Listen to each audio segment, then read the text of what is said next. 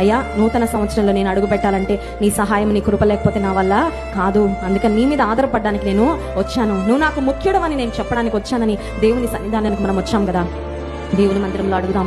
వేటితో నింపుకోవాలో శ్రేష్టమైన తలంపులతో, శ్రేష్టమైన ఆశలతో, శ్రేష్టమైన ప్రార్థనలతో, శ్రేష్టమైన నీ వాక్కులతో, శ్రేష్టమైన నిరీక్షణతో, శ్రేష్టమైన పట్టుదలతో నా హృదయాన్ని, నా మనస్సును నింపు ప్రభా. అట్టి విధంగా మనం సిద్ధపడగలిగితే ఇదిగో నేను నూతన క్రియను చేయించినాను, ఈనాడే అది మొలచును. దాన్ని మీరు ఆలోచింపరా? నిశ్చయంగా ఆయన నూతన క్రియలు జరిగించేవాడు. ఏదో క్యాలెండర్లో మారిందండి సంవత్సరం కానీ నా బ్రతుకంతా అలాగే ఏడ్చింది అని కొంతమంది అంటారండి. అలా ఉండదండి మన బ్రతుకు. Our life is truly going to change. We are truly going to be transformed. We are truly going to experience the goodness and the greatness of God. దేవుని యొక్క మంచితనాన్ని, దేవుని యొక్క విశ్వాస్యతను, దేవుని యొక్క నమ్మకత్వాన్ని, దేవుని యొక్క ఆశీర్వాదాలను అనుభవించే సంవత్సరంగా 2025వ సంవత్సరం మన జీవితాలలో ఉండును గాక. ఆమేన్.